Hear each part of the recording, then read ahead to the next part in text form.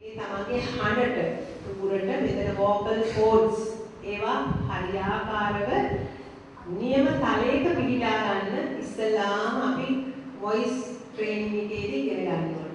එතකොට තමන්ගේ හඬ එකම තලයක දැන් සමහර අයගේ උගුර ටිකක් අර කියන්නේ crack voice කියලා සාමාන්‍යයෙන් ඒක හොඳට polish වෙලා නැහැ. නැතිලා හොඳට ඒක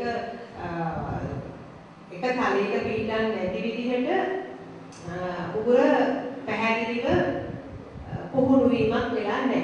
ඒක හැමෝටම හැමතිස්සෙම උගුර පුහුණු වීම කරන්නේ නැහැ. ඒ නිසා අපිට මේ අභ්‍යාස කිරීමේදී මේ පාඨමාලාවේදී විශේෂයෙන්ම අවශ්‍ය වෙන දෙයක් තමයි මේ උගුරට මේ ව්‍යායාමය දීම.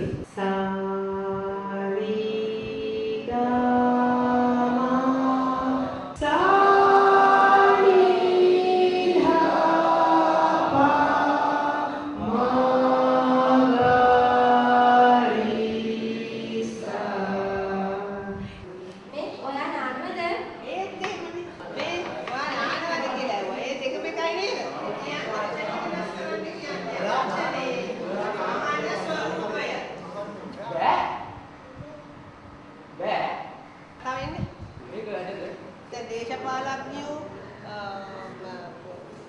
කතාවක් කරද්දී ඒගොල්ලන්ට අවශ්‍ය දෙයට ඒගොල්ලන් කොච්චර බරක් දෙනවද ඒක සමහර බොරු කාරණාවක් හෝ කියද්දී ඇත්ත කාරණාවක් හෝ කියද්දී ඒගොල්ලන් ඒ අවශ්‍ය දෙයට ඒගොල්ලන් මූලික අවධානය යොමු කරගන්න ඒ භාෂණය කොච්චර විදිහට හසුරුවනවද?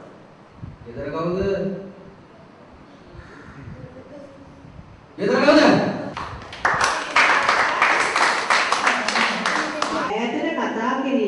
ඔය උච්චස්වරය අපිට පාවිච්චි කරන්න වෙනවා.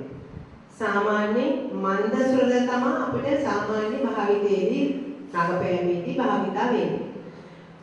හඬ පහත් කරලා කතා කරන්න අවශ්‍ය වෙලාවල් තියෙනවා. මම කිව්වේ රහසින් නෙවෙයි කතා කරන්නේ. රහස් කතා කරන්නේ මේ ඔයා කියන්නේ. ඔය වගේ වචන රහසක් කතා කරනකොට අනික් අයට ඇහෙන්නේ මයික්‍රොෆෝනේ. ඒ උනට අපි පෙන්වන්නේ රහසක් විදියට. තව කෙනෙකුට නෑ නේද?